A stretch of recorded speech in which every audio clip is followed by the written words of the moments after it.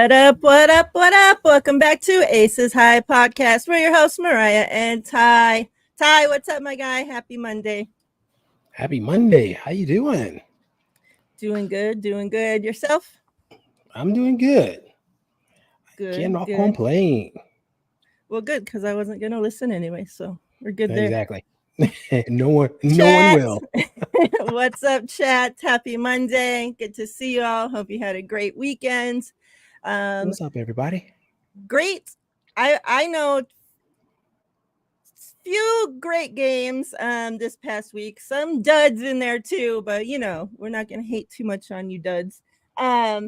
Especially want to get into the two games that were played yesterday because both were very close, very good games, back and forth.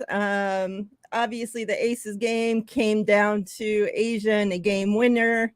You know, the other game, I think at one point they were down by 16, 18, 19 points. Mm-hmm. I don't know. And somehow came back and got the win. So definitely want to get into those. I'm going to switch it up a little bit. You know how we've been starting with the stars? We're going to do that.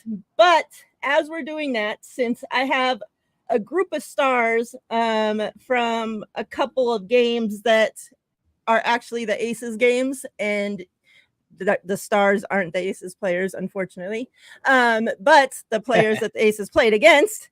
And so as I'm talking about that, we might as well just get into the Aces game and kind of work it around that way. So let's see who we got in here. Let me say what's up to some people. Of course, Throwback even says, I know, Miriah, I'm fast. Yes, you are. Appreciate you as always. Don, what's good? Appreciate What's up, you. Don? Brandon, what up? Alberto, what's good?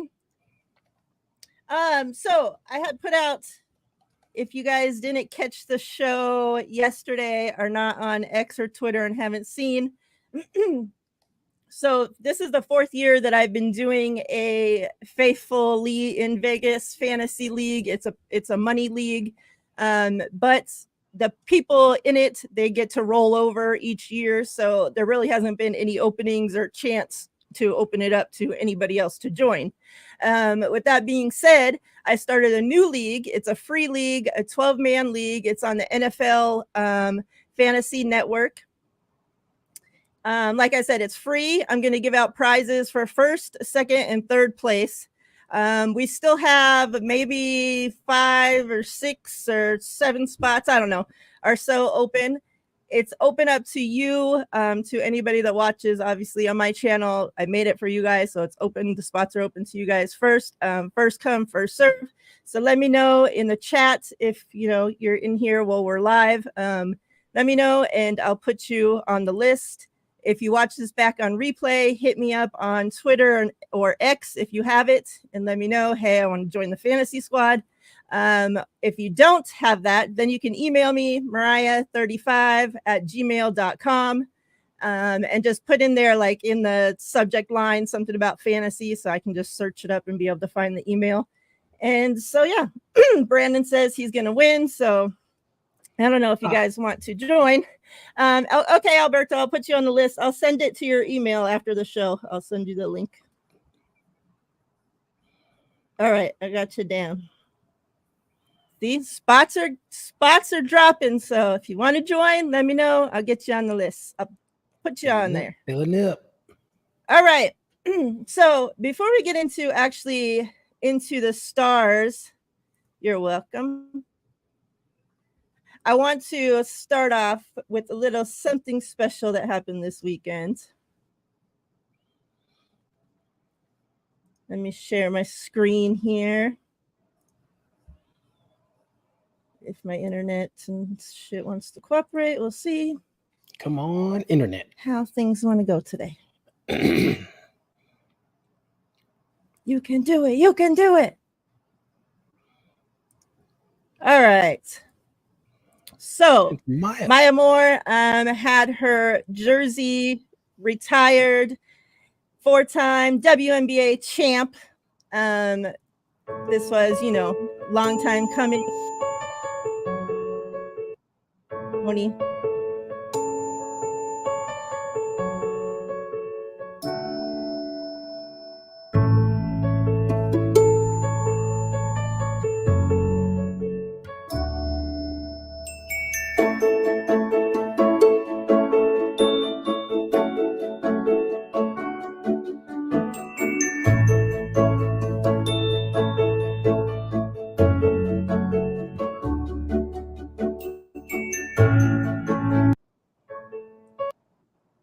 So obviously more, means a lot to, that franchise. So great thing for them to do before they, did what we just watched. A couple, a few actually of the players that she played with, a few other people had things to say, spoke. So it was very nice ceremony they had for her. Obviously, then dropped down the jersey there. So shout outs, congrats to her. Obviously, a legend in this league. Played, a long time, helped, without people like her, this league isn't what it is today. So obviously not a team that I care too much for, but respect where respect's due. So yeah. Thoughts on that? We're talking about one of the greatest players that have ever, touched down in the WNBA. College champ, WNBA champ.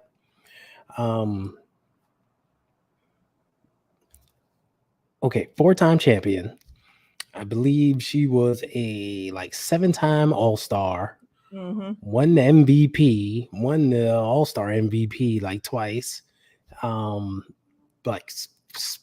or 5-time All WNBA first team, some crap like that. An outstanding career.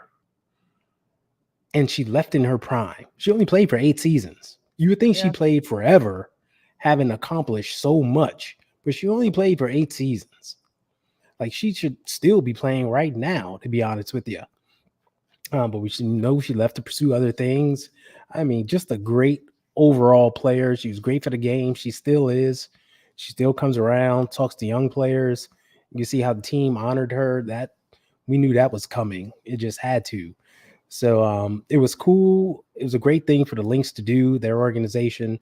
And it was great to see all the Lynx players show up before the game in Maya Moore jerseys, like the different iterations of her jersey. That was super cool. They gave out Maya Moore retirement shirts to all the fans. And as we know, Caitlin Clark is Maya Moore is her idol, who she looked up to. She wore one of the shirts, and she actually stayed out during halftime to watch the ceremony. So it's super cool. So you see how everyone's involved, and it was just a great night, honoring Maya, and it's much deserved. Yeah, that's, I had even tweeted about it being awesome that, that they ended up doing it well. Obviously, they were playing the Fever, and Caitlin Clark getting to be there to witness that. And then obviously, those that know the story, Fee and is, Maya Moore's her idol, somebody she looks up to too. Yeah. They grew up in the same place, went to the same schools, ended up going to the same WNBA team, so kind of she's followed right along in her path, so it's pretty cool story between those two as well. So, awesome thing for them all to get to witness, obviously. But, exactly. Obviously a little extra special for those two. All right. So let's get into the stars. Like I said, I'm going to get into, we'll talk about the Aces games a little bit too as we go through we'll with my stars. Yep. So the two, I'm going to, add these 2 stars in together. The 2 rookies for the Sky, Cardoso, obviously Angel, played, Vegas yesterday. It's not an easy task to be tasked with defending an MVP. The scoring, the highest scoring person in the league at the time, you know, like all these things you're having to do. Like that's no easy task for anybody in the league, let alone a rookie, right? And these two rookies were tasked with, you know, guarding her off and on. Cardoso had 5 blocks on Asia, 5 blocks. Like, you know, and something that I talked about last week, like wanting Cardoso to be, you know, more aggressive. And since the break, you know, last week, those games that we had seen, that was something that was coming out. Like, holy shit, you know, like Sky fans, I know, especially have been calling for that, you know, like just be more aggressive. We know you have it in there. Like, come on. And, you know, it's slowly coming out. And in this game, you know, obviously, once you get that first block, probably on Asia, you know, Wilson, you're gonna start feeling like, okay, like I got this, right? I just feel her confidence grow with each block, each quarter of that basketball game, and you know, to where she is even turning after the blocks and talking shit to Asia, you know. And there's not many people that are just going to turn and talk shit, you know, even with the friendly back and forth, you know, what you game thing. Still, not too many people are just going to be there talking shit to her. And Asia, I mean, Cardoso and Angel both were. And, you know, if you look at the box score, obviously, Asia, you know, she finishes the game with 24 points, 7 rebounds, 3 assists. Which, for a normal, okay, that seems great, right? However, was that game? Let me look. Oh no. Yeah, 20. No, she finished with 20 points, 18 rebounds, 3 blocks. But she only shot 28% from the field. You know, she even like tweeted after the game about, you know, about her bricks. She was building a house with all the bricks. She was building a house. And then her boyfriend, Bam, you know, puts out a tweet. You know, they still won't announce that, you know, they're together, even though the whole world knows already. He puts out a tweet about, just, you know, put those bricks to use to build a better tomorrow or whatever the hell. Some tweet about bricks at the same exact time, too. Like, you know, like, come on. Like, they think we're so stupid, right? But, like, so one, Asia was just already having an off shooting night, right? The whole team is just been, we're going to get into it, but it's just cluster freaking fuck. So even though they won this game, they didn't win it great by any freaking means. It came down, obviously, like I said, to Asia hitting a game winner, like, with 0.2 seconds, I don't know what it was, like 1.6 seconds, I don't know, some crazy ass shit left. And ends up like they had to review it, like it was so close, like that it went into this long ass review. And then they finally, you're like, okay, yeah, they won. But with all that being said, like, yeah, Asia's having a bad shooting night, but a lot of that had to do with those two rookies as well. 5 freaking blocks, like I said, like that's crazy. And so even Angel, she had 2 blocks. She finished with 11 points, 22 rebounds, 2 blocks. And then Cardoso finished with 8 points, 12 rebounds, 5 blocks.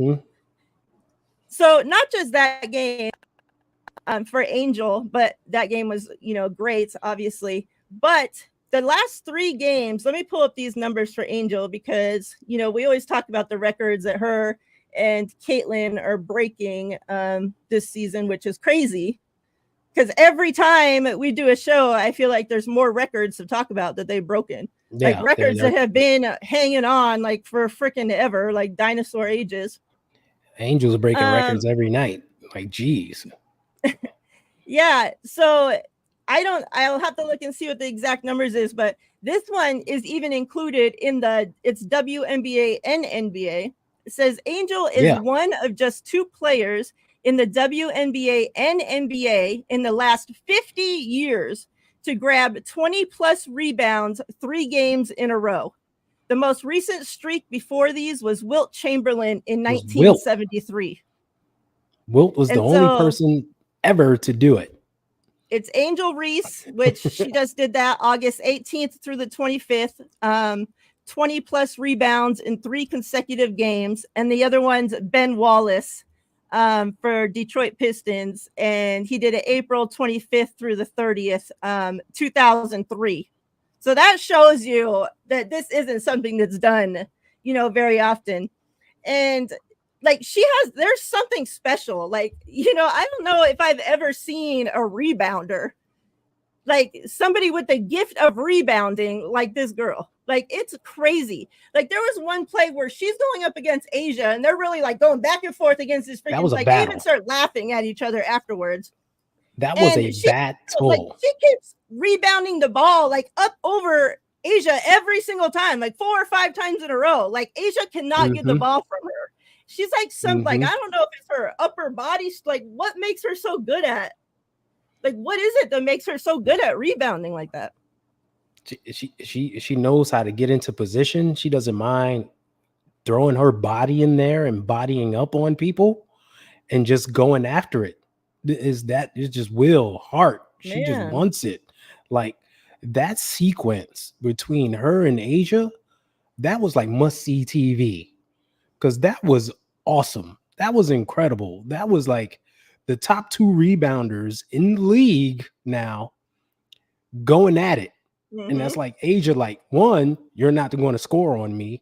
2, you're not going to get this rebound. And Angel's like, 1, I am going to score on you. Yeah. 2, I'm going to get this rebound no matter how many times I have to do it. That was incredible. It was a great sequence. A lot of people focused on it for the wrong reasons. Yeah. But just to see, like, this young rookie and a player she looks up to, a current player she looks up to and wants to model her game after, them two just going at it. Oh man, it was great. It was great. I love when they play, for that reason, because like what you just said, kind of obviously we know, let's kind of talk about this Aces game for a minute. Meg got the start.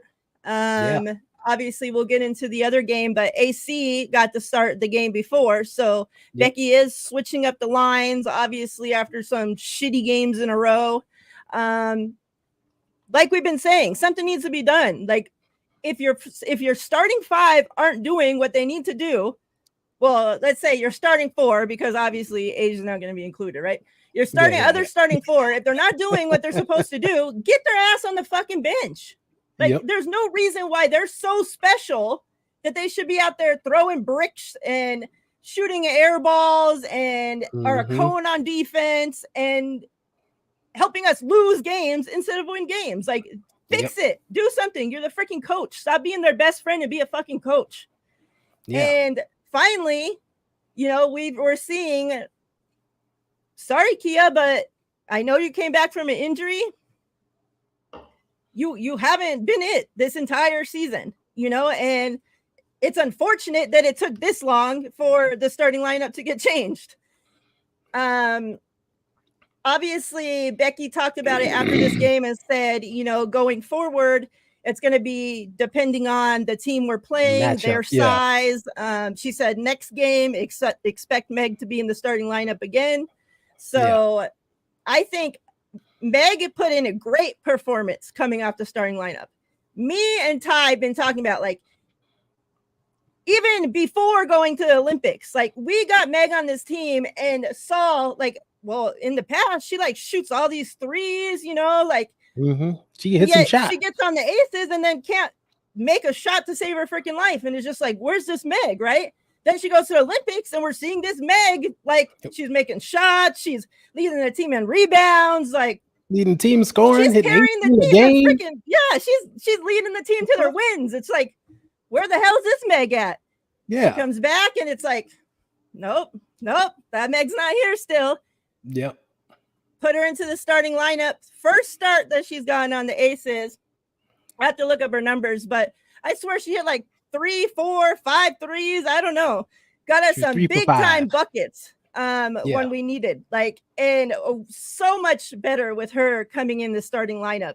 And like, I don't know if it's just the way Becky had been using her, like even coming off the bench. It was like she was just a three, like a corner 3-and-D type player, like not even a full three. Like, get your ass over there in the corner.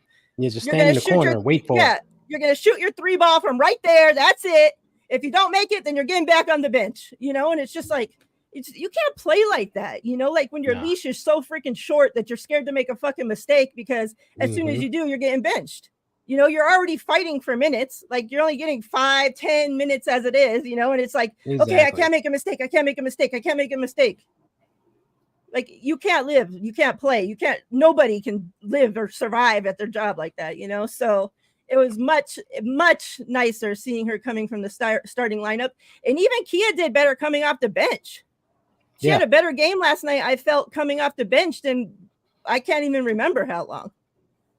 Your thoughts? And Kelsey Plum, real quick on that, and I'm going to pull up that last play. Last play? Yeah.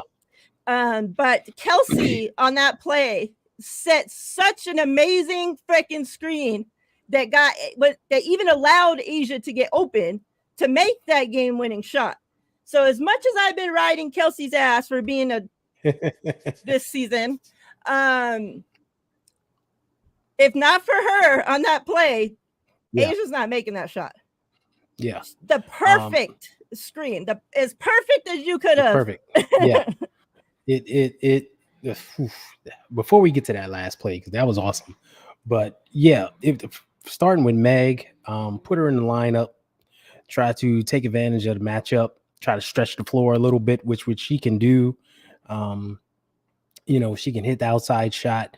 You take one of those rebounders away from the inside, so Asia doesn't have to battle 2 people like we've been calling for all year, even though she still wound up battling 2 people, because that's just what it is. But it was great. And it was great to see her kind of get out of her shooting slump. I mean, 62% from 2, 60% from 3-point range. That's what you need. That's the Megan Gustafson this team needs to succeed, right? To help this team get points. So it was great to see her have a good game. Hopefully this boosts her confidence and, propels her for the rest of the season. Kelsey Plum had a good game too. She was her usual Nat self, doing everything.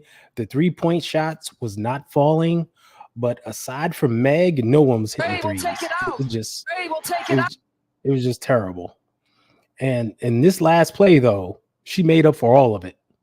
All of her shenanigans and complaining about the refs and everything else. Because like you mentioned, the screen that she set up on this one, whenever you can pick off 2 people and free up your star player, that shows a great amount of unselfishness and execution. And that's exactly what she did there. I mean, to pick off Reese and get Lindsay to pick her off, so she responded late, freed Asia right up. And this play was executed so well. And then Asia turns into a killer right here. Yeah. I mean, from Chelsea Gray's pass, we talked about the screen, but if you look at Asia, she doesn't go right away. She times it up perfectly, where she hesitates and then goes. She waits for the screen to happen and then takes off. It was beautifully executed.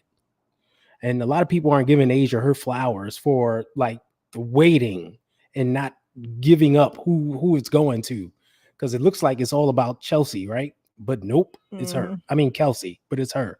So it was great execution by those 3. And it was a tight game, though. It was a tight game. And the Aces still got a lot to work on, because they give up runs to their opponent. And they go on these scoring lulls where it's like 5 minutes, 6 minutes, etc., where they're not hitting any baskets. And you think a team with a Chelsea Gray, a Kelsey Plum, a Jackie Young, and Asia Wilson are not hitting shots. It's like, what is going on? You should not go that long without getting a bucket. So they got some things to work on. I like how in this game, though, they came out and was like, screw this. We're going to Asia and we're going her early and just keep shooting. Because I don't think they do that enough. Like sometimes, you want to get everyone involved, and like Jackie's a star, Kelsey's a star, Chelsea is a star, but Asia is your superstar. And sometimes you just got to say, F this. We're going to our superstar here. And I think that needs to happen a little bit more. Yeah. Especially when nobody else on the team is shooting worth of shit. Yeah. Like we literally haven't been able to rely on anybody else. Like Jackie had 2 points this game. She's supposed to be our number 2 behind Asia. Exactly. She had 2 freaking points. Exactly. And the other game we're going to get into in a minute didn't do much better either. Yeah. And like Chelsea Gray, I mean, let's talk about it. She went 3 for 12 from the field, 25%. What's that about? Yeah, I don't know if they've rushed her back too soon because they were losing too many games, or she herself rushed herself they lost back, that 6 in a row. Yeah. It was like, okay, but enough. She's been off. She has looked better, but she's still off. Like her shot still isn't where we know it is, and it's still off. And when you have a bad shooting night like that, it's like her. And but defensively, how long is it going to take for the other teams to where they're just going to be like, well, we know we don't have to pay her any attention because she's going to brick the shot anyway, Yeah. Like it's much easier for the other teams to defend you when they know you can't make a shot to save your life, But they still gave up too many transition baskets. It's still the same old story of if a team runs on them, they'll just run right up the middle of the court. Yeah. And score. And it's like, who's stopping the ball? Like somebody do something. It's just bad. It's just bad. Still can't guard the 3 to save their freaking lives. Still can't guard the defense 3. is terrible. And what's crazy about this game is we know Chicago is not a 3-point shooting team. They were yesterday. They were, and it's like every team is when they play the Aces. Exactly. And it's like, okay, maybe they're slacking off on the 3-point defense on purpose because we know they can't hit 3-point shots. But once they start hitting them, you would think, okay, let's go guard 3-point line. And they were still in open 3-point looks. And it was like, geez, will somebody rotate? Somebody do something? I mean, Kennedy Carter hit 2 amazing shots at the end of the game that were guarded. That's just hats off to Kennedy Carter. She just made phenomenal shots. But like all before then, it was like a layup line. It was like just people just shooting wide open. And it was like, guard that shit already. Yeah. So yeah. And it's like Asia talked about, it's like we gotta want it on defense. We gotta do it. Because this is getting out of hand. I agree. I'll give my other players and then we'll get into yours because since mine are wrapped in with the Aces games, I want to get too much into a craziness. So the Lynx, obviously, the Aces. This just doesn't even. You would think if I were just to see this team, for example, they're on a 3-game road, stretch right now. So it started with this Lynx game, then it went to the Chicago game we just talked about, and it finishes with the game tomorrow.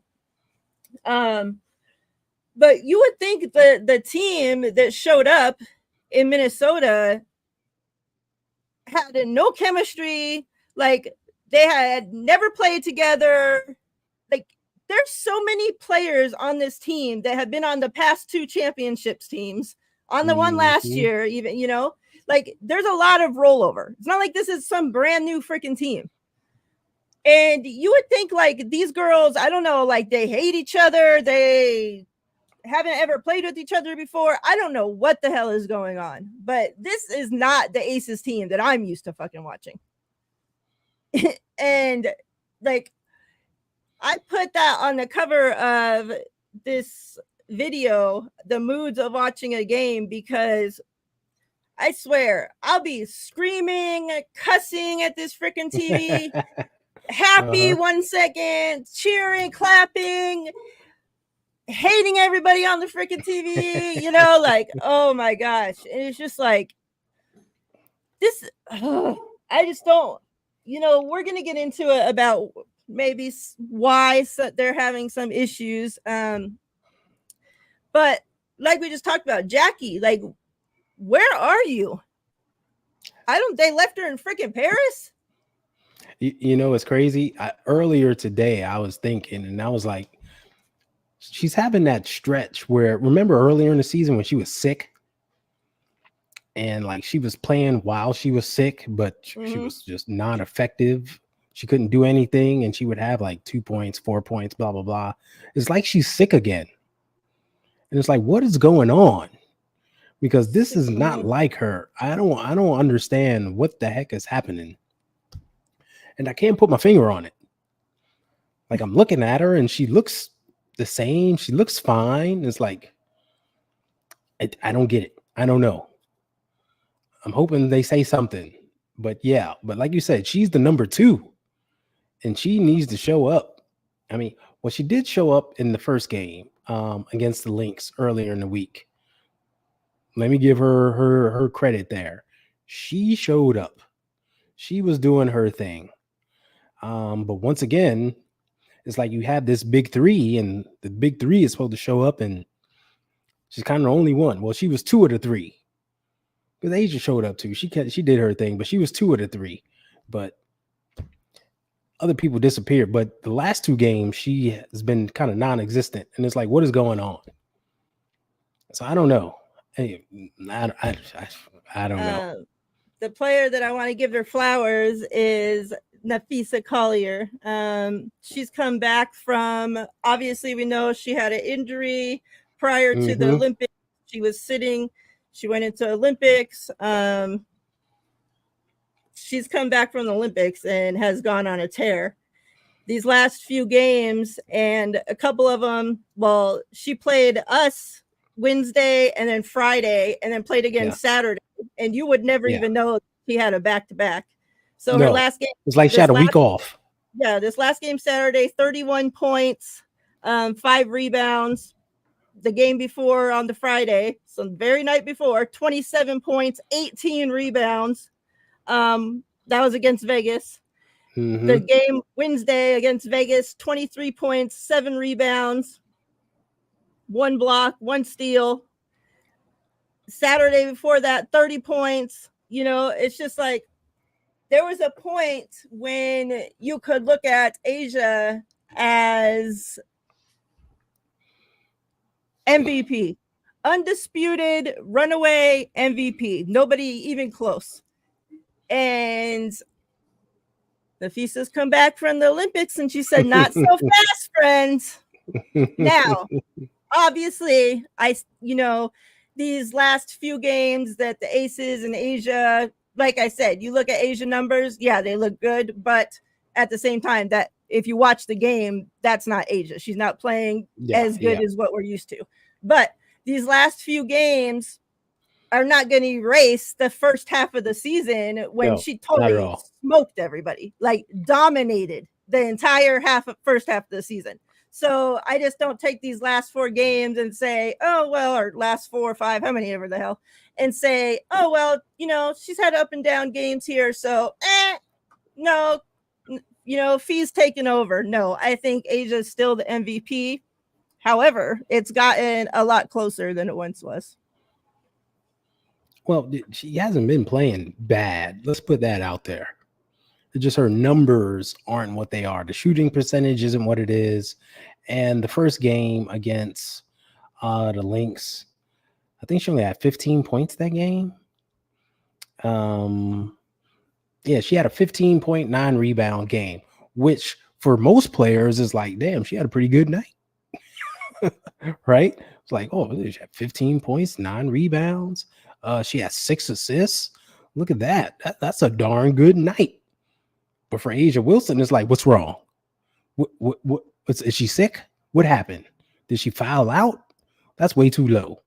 So let's put that into perspective. I think the shooting percentage is the biggest thing because, like you said, she's been missing some bunnies and like things have been off, and she's not getting to the free throw line as much as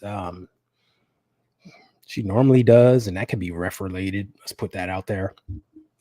But it's a thing. But you just got to give hats off to Nafisa Collier. I want to go back to her, give her flowers because she has been on a tear. The back-to-back performance is what really like yo, that's crazy. Like one, I said this earlier in the year when the Aces and the Lynx played. Like Nafisa Collier and Asia Wilson guard each other. This isn't like one of those things where the superstars stay away from the superstars and, they just go off. They guard each other. So they're battling. So they just spent 2 games battling each other. And then the next night, Nafisa Collier comes back, no rest, and exceeds her performance. You normally don't see that. Most players drop off, but she had an even better performance. She's on a tear right now. Yeah. I don't think she's the MVP for the year. That's still Asia. But you can make a case that, okay, Asia isn't unanimous because I got to give a few first place votes to Fee. I'm cool with that. But they're two of the best players in the league right now. Like, you look at those two and you can throw in Breanna Stewart and those are your top 3 and go from there. But what Fee is doing is crazy right now. It's just insane. Yeah. And then any other thoughts on this game? And then we'll go over to your stars. Well, the first game or the second game, are we grouping them together? You can group them together if you want. I'm not spending too much time talking about either one.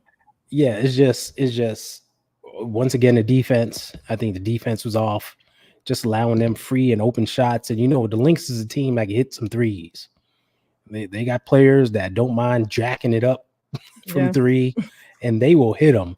And the whole thing with the Aces not being able to guard the 3-point line effectively came back to haunt them.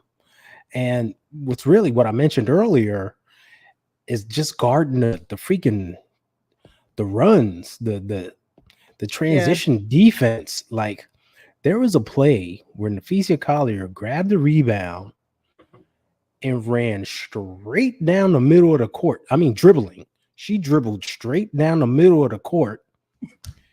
And I'm like, Kelsey Plum was there. And I'm like, Plum, stop the ball. And she's Collier, a cone, so Collier freaking crossed her, left her over, just did a little handover move and left her standing still and went straight to the rack and laid it up. And it was like, what the heck is that? I'm like, Kelsey Plum, at least grab her, foul her, do something. She just that was ugly. It's embarrassing. That was ugly. And it was like, and I understand Nafisa Collier is great and all that, but you don't allow that to happen. That shouldn't happen. Poke her in the eye, something. Trip her, do something. You know what I mean? Make her have to wear goggles, like goggle-ish. Kick your leg out. Like, don't just let her cross by you.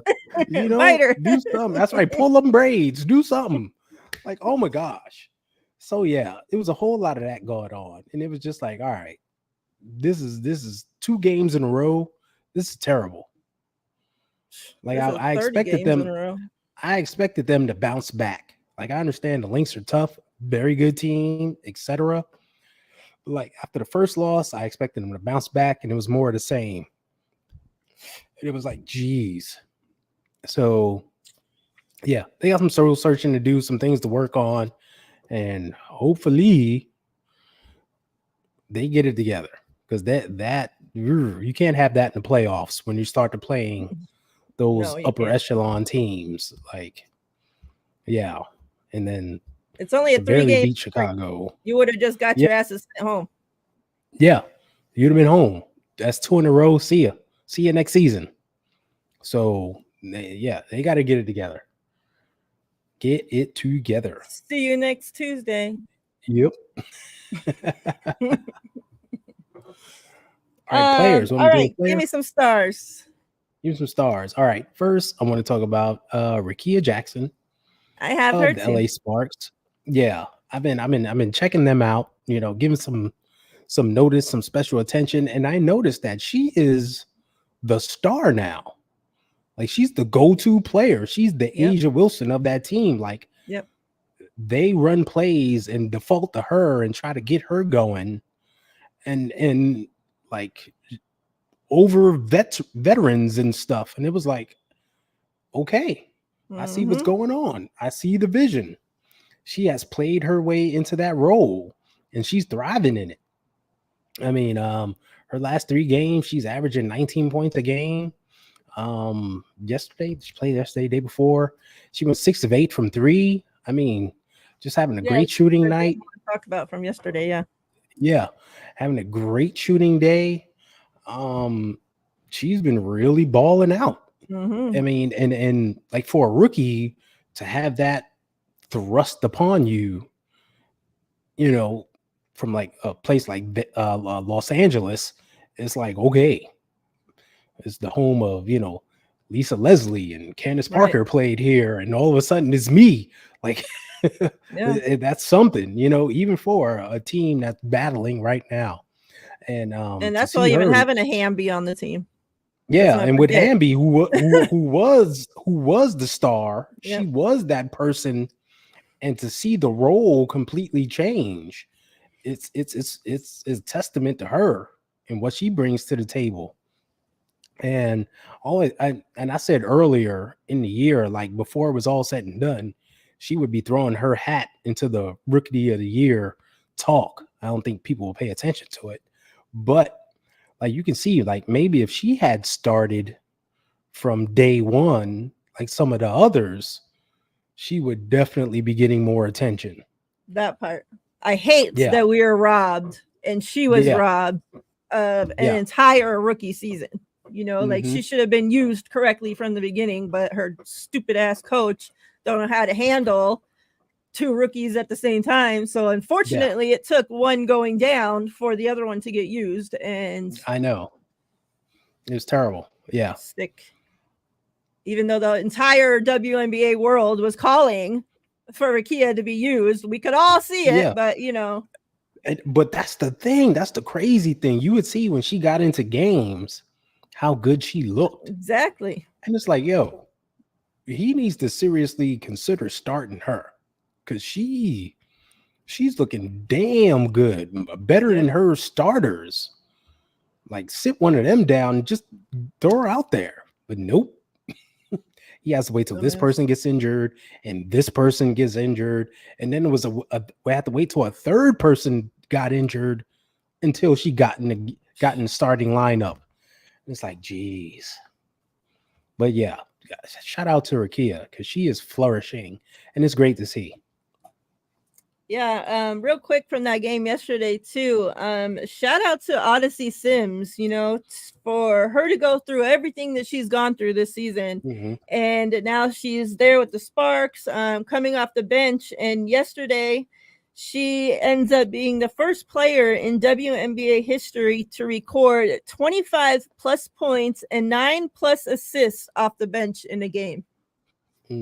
So yeah, shout out to her. Like I said, it's never easy having to go through, from team to team and here to here and over here and this bullshit that they're dealing with, and she's found her already a nice little role there, and coming off the bench, doing her thing, opening the path for the younger ones to be the stars of the team. I'll take the backseat role, and I'll come in and I'll give my little measly 25 points. No problem. So she's shout a good out player. to hell yeah, she is. She could start on a lot of teams. Like, she's just one of those people that's unfortunately, like, looked down upon because she plays overseas. And it's like, you girls got to make a living. You gotta make a living. You're not going to help her feed her family. So, she got to go do what's going to help feed her family. Help, like, Yeah. People are ridiculous. Like, hey, go make her money overseas, then come here late. And it's like, oh, you're late. So, we'll see if we can fit you in. And then it's like, oh, come off the bench. Like, dude, she could ball. Yeah.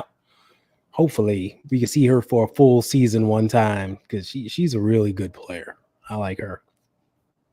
I agree. And yeah, that game yesterday between the Sparks and the Dallas Wings was so good. At one point, like I almost turned off the game because the Sparks were so ahead that I'm like, oh, okay.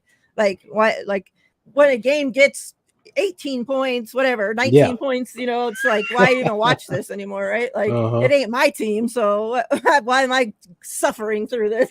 But like there was no other game on at the time, so I'm like, okay, I was doing some things around here, so I had it on, and then all of a sudden I look up and I'm like, holy shit! Like I'm like even because I'm like streaming it, so I'm like going out of the site. I even brought the game back up because I'm like, is this thing tripping? Like, am I like No, man, Enrique and freaking Howard. Yeah, Natasha Howard. They're like, excuse us, LA. Not so fast. And came back. So yeah, watching that after the Vegas and Sky game, like two hella good games yesterday. I'm like, this is the kind of basketball that you want to see. Yeah, games that come down to the wire, good scoring, good action, is going back and forth. Like you gotta love it. That was good stuff. And what a great game by like two teams. A lot of that's not being talked about enough because I know they're down in the standings and they've had a bunch of injuries. So people tend to not think about them, but they were going at it. Yeah. And they got and they're fighting. They're still fighting for those last spots. So exactly. So it was fun to watch, most definitely. Any other stars you got? Yeah, shout out to Shakira Austin of the Washington Mystics. She is back from injury and it's looking good, rounding into form. I mean, her last 3 games, she's averaging 18 points a game, 8.3 rebounds. I mean, she's out there blocking shots and imposing her will. She's the Mystic star, and they've been missing her. They missed her for the first half of the season. They did. And she's back, and you would think, all right, she's back. Is she going to be rusty, slow, blah, blah, blah? Nah, she's looking good. So it's great to see, these good stars come back and playing well.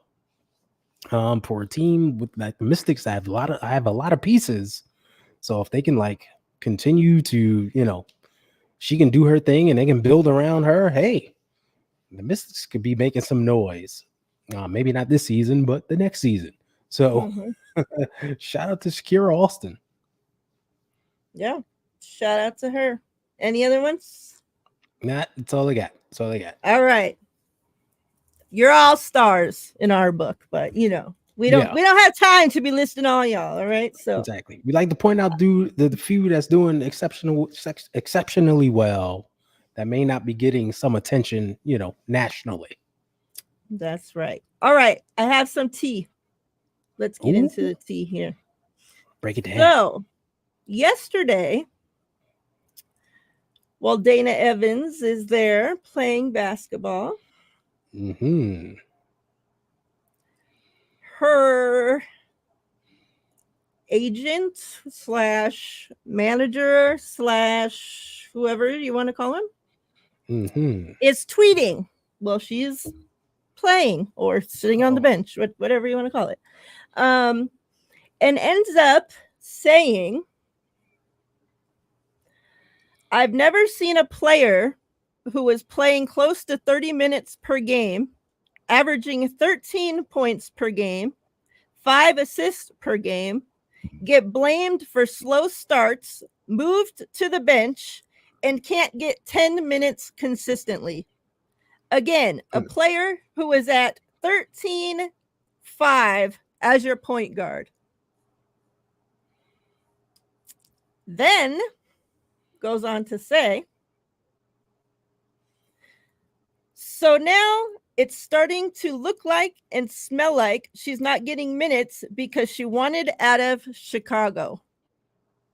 instead of professional basketball looking real amateur because folks' feelings were hurt. If you're not going to play her at 1, makes sense to play her at 2 so she can score and play some defense. Team didn't want to move her when she requested a trade and didn't want to move her at trade deadline. Yet, bring in another point guard. Make it make sense.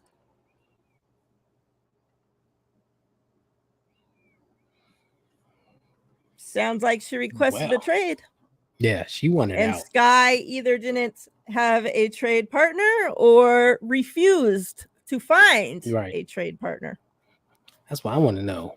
Was there a trade partner out there? Was there anyone willing to bite? I like Dana Evans. She can light it up, but she's been. Yeah, go ahead. On that tweet where they say, so it smells like she's not getting minutes because she wanted out of Chicago. Azaree Stevens comments on there and says, shaking my head, free Dana.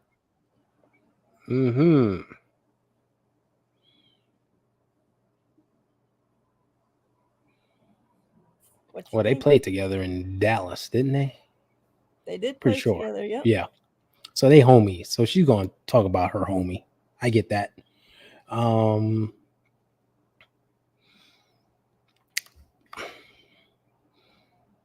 can't tell me no other team would want her or could use her. Because as a backup point guard, even, right? The Mercury, the Storm, the Dream, all could use a backup point guard. See, the problem with her is she's not really a point guard. She's more of a shooting guard. Well, even a backup shooting guard, regardless. Because they're asking her to play point. But yeah, I get that. That's why he's saying if you're not going to play her at the 1, play her at the 2. Play her somewhere that makes sense. You know, like you guys. I think the part of the real problem with her being on the Sky is they wanted her to be like a point guard, play the 1. That's kind of not her natural position. Exactly. And she's been a little inconsistent at it. So it's like, and I think her trade value is low because of the inconsistency she's shown this season and the scoring and everything else. So that's why, like he talks about bringing in another point guard in Miriah Jefferson. But before that, she was benched for Lindsay Allen. Like Lindsay took her place because she was just more consistent at the position. So I guess we'll say Dana won't be there next season. I think it's safe to say that. I can bet Brandon's paycheck on that. Yeah. Dana won't be there next season. Yeah. And I think they've kind of settled on their 2 guards with Allen and Carter right now. So it's like, who's just going to be behind them? And they'll work that out. Yeah, but if I'm Dana Evans, and it's funny, I was watching the game yesterday, and I'm like, she hasn't gotten any run at all. And you would think they would just put her in for a few minutes to spell the starters because they played way too many minutes. I was like, okay, what is Coach Spoon doing? Because me too. They're out there huffing and puffing like their lungs are about to freaking fall on the court. Angel needs a blow. Allen needs a blow. Like they need some rest. You need to sub them. Like just give them a few minutes off. And I'm looking at Dana Evans and fucking Isabel Harrison and all of them in the late in the third and the fourth quarter. And I'm like, why aren't they playing? She's over there like she's sitting on the beach. Something is off. Yeah, Dana didn't even take off her warm-up jacket. Like she ain't even. That's how bad it is. Parts of the court. Yeah, that's how bad it is. So you would think that she would get playing time just to spell them a little bit. But that didn't even happen. So, yeah, I would want out too. But the thing is, like, you could say she has low trade value. Okay. But what is she doing right now? She's literally sitting on the bench, not helping your team whatsoever. And you're paying her money. So you could have traded her for a fucking bag of potato chips. Why are you going to keep somebody on your team that has told you they want out? From the sounds of it, told you prior to the trade deadline, and then again at the trade deadline, I want out. Yeah. And yet you chose to keep her because she has low trade value. Well, she's costing you money being there. She's not helping you.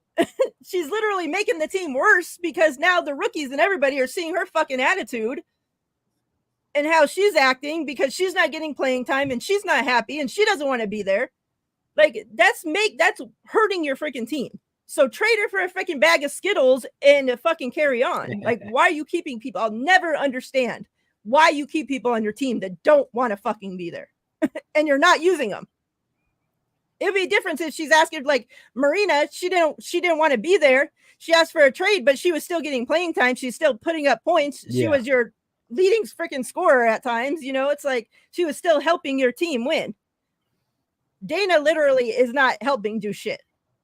So low trade value or fucking not. She could have zero trade value. Kick her to the fucking curb. Yeah, let her go.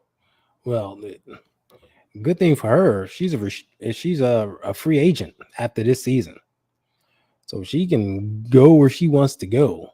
And with expansion and teams that are always looking for different people, I think she has a good opportunity to go somewhere and hopefully go somewhere where she's valued. Yeah. And, teams, especially like, the Valkyries or one of these young teams. Yeah. You'd think that Chicago's, should be a young team that needs a vet on there, but obviously she ain't the right vet for them. So I'm sure she'll find some spot. Yeah. She's only this is only her 4th season. Yeah. I don't know.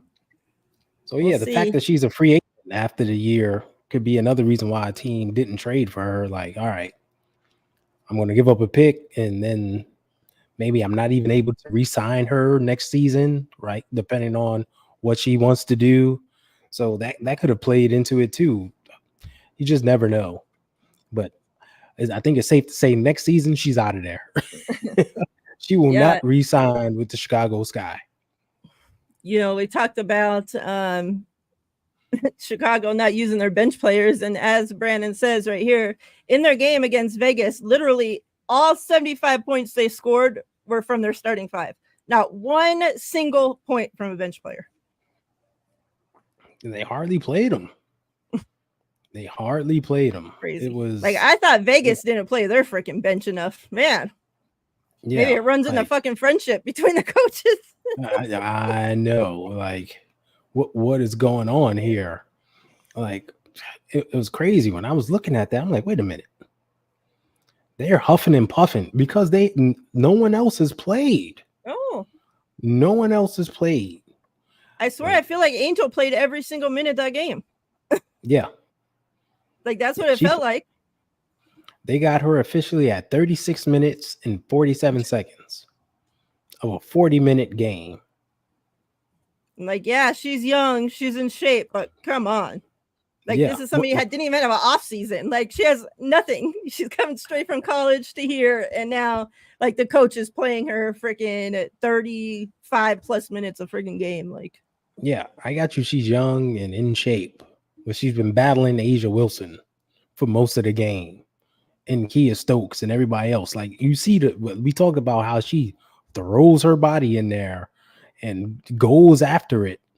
Like, she's not some guard standing outside the 3 just looking. She plays. She was getting physical. whacked in the face. She was getting beat. Like a lot of calls that didn't get called, and she was getting a beating out there. She needs a rest. Like, sit her down, let her rest, and come back. Nope. Just left her out there. It's crazy. Yeah. Yeah, Teaspoon makes some very questionable decisions. Yeah. Like, the more that I've been watching the Sky, the more I've been like, come on, Teaspoon. Like, we've been trying to support you on this show. Now you're making this look like we're freaking going to the nut house. Yeah. Another crazy stat, like that 75 points, and this isn't a good one for the Aces either. And I meant to bring this up when I brought up Fee, but the game against them, Fee had 18 rebounds against us. I brought up her owning the stats. boards. The Aces had 17 rebounds as a team. Yeah. She had one more rebound than the entire Aces team. Like, and you wonder why you're fucking losing games. Like, come on. It's like nobody on that team seems to give a shit. All right, so the next little tea, well, not really tea, but you know, some conspiracy. Let's put it out there.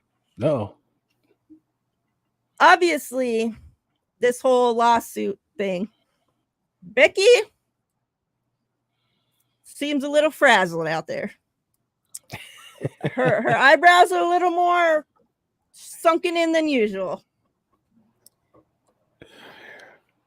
The team, like I said, even prior to the Olympic break, when they were losing games, there was never a point when I thought, oh, this team's losing games because their chemistry's off, or this team's losing games because they don't give a shit about each other, or they're too selfish and they're only worrying about themselves instead of the team, and they don't care about winning anymore. Never did those thoughts cross my mind. It was, well, Chelsea's out. The team, you know, we have Jackie trying to play a role she's not supposed to. Kelsey has gone through all this shit in the offseason that she's trying to deal with. We have Kia coming back from a major injury. Then once, you know, Chelsea gets back, it's like, okay, well, she's not playing great because she's coming back from this injury. We still don't know if she should even be back playing. Like, we don't know what the hell's going on with her, right? Like, is this just the end of the point guard, or is it because she came back from injury too soon? Who knows? But now I'm looking at this team, and this team just looks different. Now, I don't know. Maybe it's just in my fucking head, because I know that the lawsuit came out and everybody's watching their every move, trying to find out what the hell's wrong with them, what's going on. Is Becky going to get fired? Is this going to happen? Is it? Yeah. So we're watching, paying attention. I'm like reading into everything. Something just seems different. And I hate to get up here and talk bad about my own team. You guys know you will hardly find me say a bad word about the Aces. Just, something's not right. Now, I don't know if it's Becky's losing the locker room. Hell, maybe Jackie, you know, she's straight. Maybe she doesn't want to play for Becky anymore because she's thinking, well, what? Now I can't have a family? I can't start a family? She's going to ship me off? Who knows? Even Asia, shit, she's straight. What? She's not allowed to start a family now? Like, this is going to come into players' heads. This is their baby making time of their lives. This is when they start families. And now they have to start questioning every move that they're going to make. Is my organization going to get rid of me? Is my head coach going to turn her back on me? If something, God forbid, happens and an accident occurs and you get pregnant, are the Aces going to fucking ship you off to the middle of nowhere? Like, how are these girls supposed to feel at this time? So much shit has been said. Has been like, this was their teammate. They played alongside this girl that this is happening to. Right? Like, spent hours, blood, sweat, and tears with this girl. So to think that it's not going to affect them at all whatsoever, you're blindly fucking mistaken. Like, this is very important to the women in all of these locker rooms. And it's front and center of this Aces locker room. You know, Kelsey Plum and Hamby were tight too. They were homies. And now they don't even follow each other anymore. You know what I'm saying? It's like crazy. It was funny, though. I was watching the game, and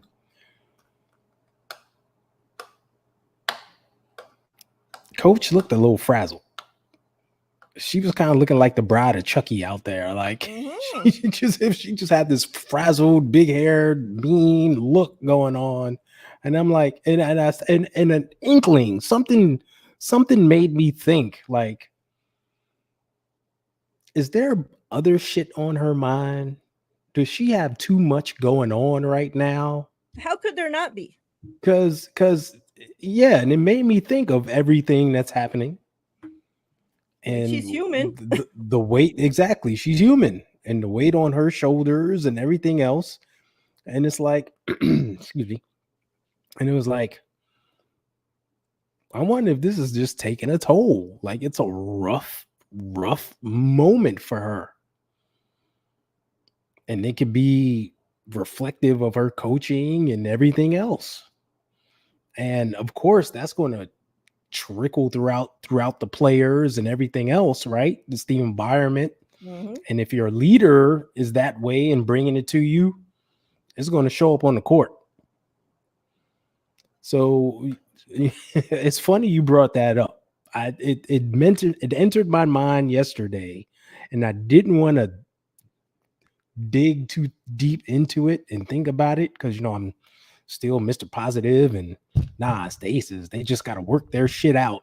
But like you said, the human element will always play a role and always take over. And it's definitely out there. And at the end of this season, we could be hearing some stuff.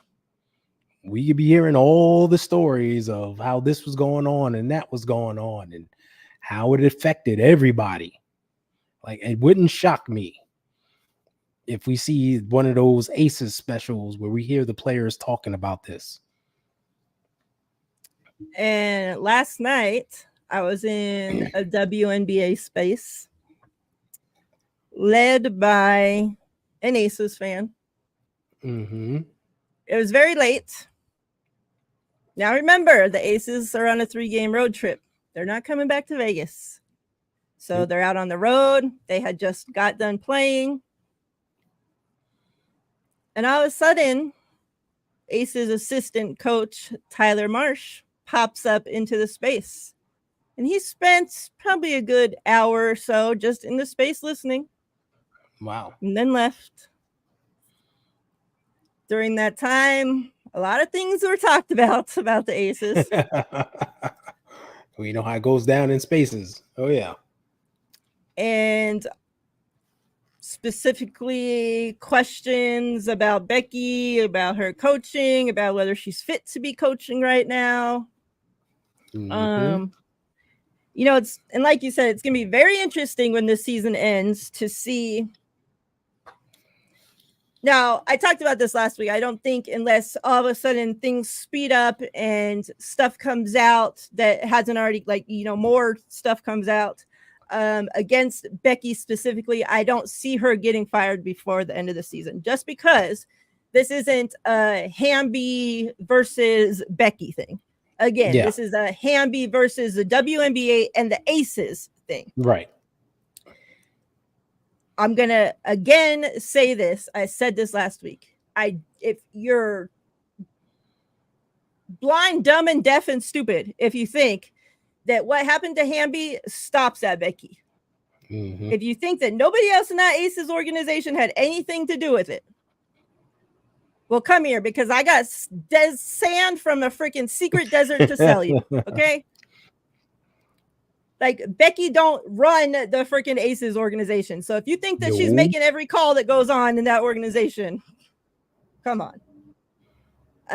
So after this season, I would expect, now again, this is if results happen, hopefully during the off season, all this, they have a long enough off season that there should be enough time. Hopefully something gets done.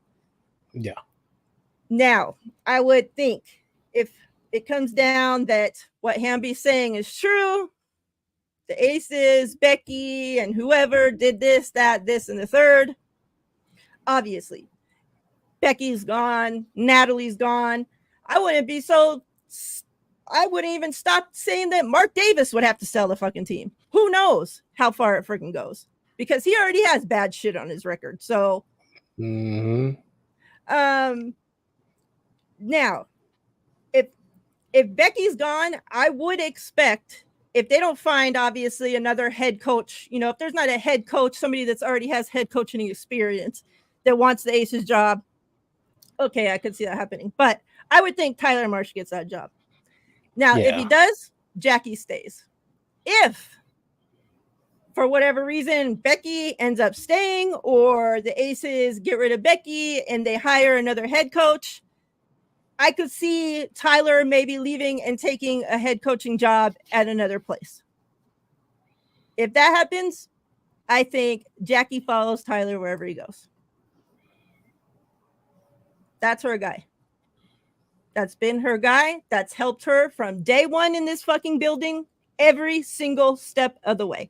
Nothing Jackie does out on that court in this Aces organization happens without Tyler Marsh being there.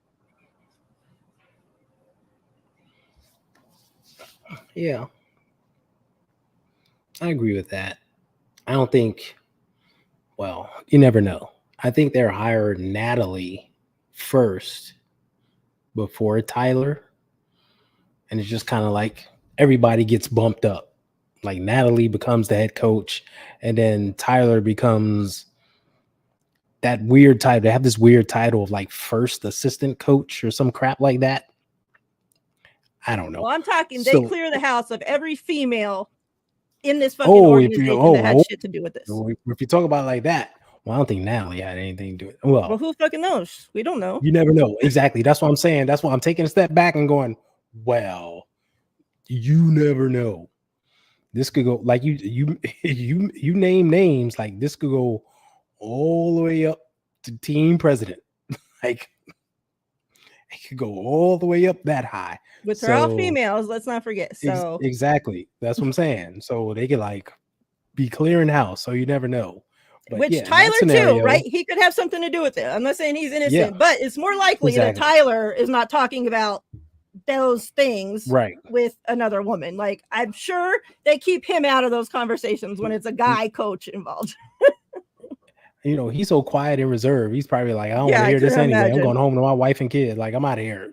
He probably has a hard time talking to his wife about being pregnant. Yeah, like, come on. Exactly. Don't call me when you want to shoot around. That's it. So, but yeah, the end of this season, the off season, is going to be something. And I'm just trying to survive until then. Like, because like this thing could be blown up. Yeah. You never know. You just never know. Like back-to-back championship titles on a team, and the entire organization that brought that could be gone. Mm-hmm. Yeah. And like you think about it, like this organization right now, the way it's constructed, the players and everything has a dynasty look to it. Like we talked about the Lynx and Maya Moore and how they won 4. That group, like 4 and 8 years. Like this team is constructed in the same way. They could have that dynasty type run in them. But it could all be blown up and we might never see it. So, man, we'll be sweating in the off season.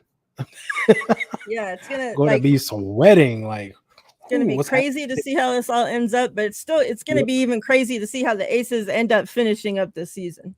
Yeah, exactly. Because there's still a lot to come into play here, and a lot can happen between now and then. Yep. I definitely am not thinking, going into start this season, I did bet that the Aces were going to win a championship this season. Mm-hmm. I would be saving my $5 from that sports book right now because I would not be making that damn bet. Let me just tell you that. No way in hell. Yep. I'm not expecting that the Aces are going to three-peat, and I'm so heartbroken. Like, yeah. And, again, like those feelings of watching the game, and it's just because it's crazy to say, you feel like you got love for these players because they brought something to my city that I've been wanting since I was a little kid. Like I had not had, and so this means so much more to me than just basketball, like just a championship, like, yeah. And so, to think like they could have like really like already back to back is so special. I will never take anything away from that. But the three-peats could have been so much more special. And to know like that's most likely not going to happen. It still could, but it's most likely not going to happen. Like, It hurts my heart. It hurts my soul. It hurts that, like Tiff Hayes came out of retirement thinking like this is my best chance, to win a championship. And get a like ring. she's literally one of the only ones right now besides Asia that's out there every night giving it every single thing that she has, throwing her body around, playing offense, defense, doing everything she needs to do out there. She's out there laying it on the line. I mean, like last night she freaking got hurt, and like I felt my freaking heart fall to my stomach. Like no, don't tell me like she came out of retirement and now is gonna get a fucking serious injury. Like that's the least thing you want to see freaking happen. Luckily, she was okay, but it's just like you hate to see that for players that put so much into this, and it's just like. Like this could be our last year that Alicia Clark plays. Who knows? She could retire after the season. We don't know. Exactly. It's like I would expect the Aces team looks a lot different next season, regardless of how any of this shakes out. Yeah. Like I said, this whole thing could be blown up. And we're looking at just Asia. And a whole bunch of new people like, all right. Asia, Kate, and what's that? Hurt rookie. Yeah, exactly. Those three. It's Asia, Kate, and who else? Freaking KB will still be on the team because no, she's one I think's for sure gone. For some reason, they just won't let her go. I don't know. Like no, she's gone. It's crazy. Her contract's up after this season. She's gone. We don't need that dead weight hanging around anymore. No, thank you. She doesn't play. She doesn't do shit. No thanks. All right. We're going to get out of here. Anything else you want to tell the good people before we get out? Join us tomorrow night. Talks about some Niners. Yep. We got Niners talk. It's cut down day. So to our Niner fans out there, remember to join us for that. Tomorrow at what time? 3 p.m. Pacific, 6 p.m. Eastern. There you have it. Tomorrow, cut down day, roster cut down day. So we'll have a lot to talk about. Yep. So yeah, join us. We'll be here. Shit talking Tuesday. So we're going to be here. Join us. We're out of here. Everybody have a good night. Hit that like button like Throwback says.